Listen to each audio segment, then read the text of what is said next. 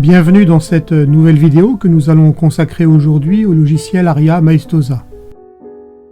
Si vous souhaitez avoir des explications sur le logiciel dans d'autres langues, pensez à activer le sous-titrage de cette vidéo.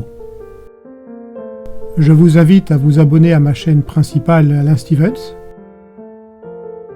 Pensez à vous abonner à la chaîne musicale Steve Palmerio. Tutoriel Aria Maestosa, partie 1, nous allons maintenant aborder l'introduction. Dans cette vidéo, nous allons voir les bases de l'utilisation du logiciel Aria Maestosa. Aria Maestosa, c'est un éditeur MIDI open source, multiplateforme pour Mac, Windows et Linux. Pourquoi parler de fichiers MIDI quand on fait de la musique?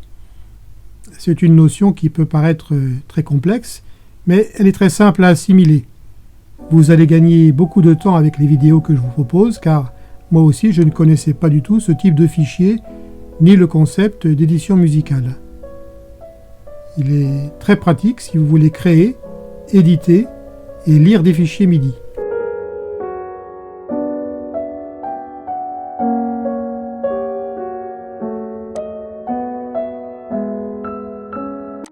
Sur le site palmerio.net, vous trouverez des explications complémentaires pour l'installation de ce logiciel qui est très facile à installer.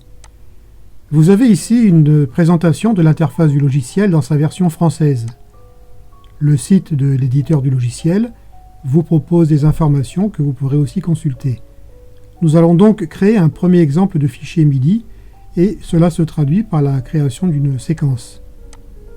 Une fois que vous avez donné un nom à votre fichier, voici comment se présente l'interface. Si vous cliquez dans la zone d'image à l'intérieur de la barre grise, vous verrez que vous pourrez avoir plusieurs présentations.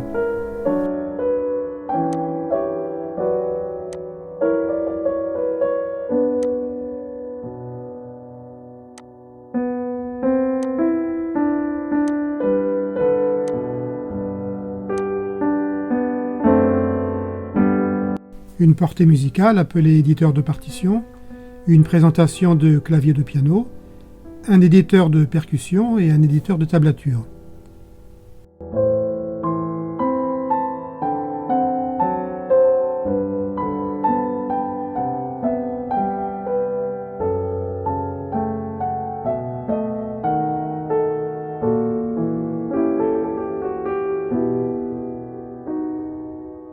Palmerio.net.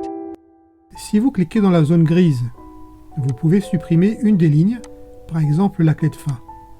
Nous aurons l'occasion de revenir sur ces notions de solfège dans d'autres vidéos. Ensuite, vous pouvez choisir de dessiner des notes ou ajouter des notes. C'est cette dernière option que nous allons retenir. Pour vous entraîner, vous pouvez cliquer sur les lignes de la portée et éventuellement en changeant la durée des notes. Pour faire un exemple pratique, nous allons ajouter quelques notes de la chanson Au clair de lune.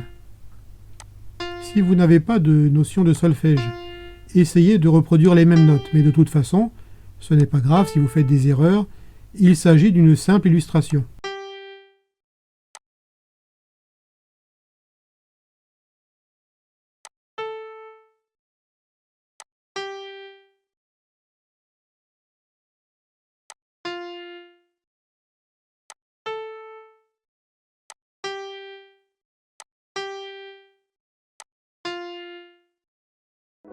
Dans la partie droite du programme, vous pouvez changer l'instrument par défaut pour avoir une première idée de la musique que vous venez de composer dans votre premier home studio.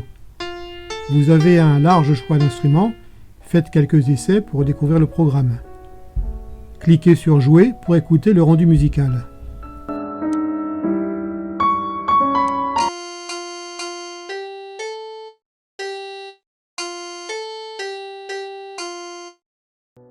Vous constaterez que le son n'est pas très beau, c'est normal, il s'agit ici d'un logiciel pour travailler sur des fichiers MIDI. Cette fonctionnalité vous propose d'avoir une première idée de la musique.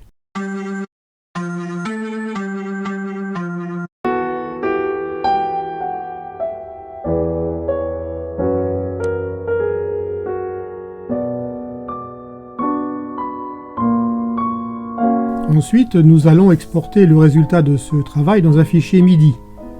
En complément, j'ai ouvert un logiciel qui va ouvrir ce fichier MIDI pour le transformer dans des sonorités beaucoup plus agréables. Nous avons donc un seul fichier qui est une représentation informatique des notes et nous allons ensuite le transformer avec plusieurs sonorités. Cette fois, le son est beaucoup plus agréable.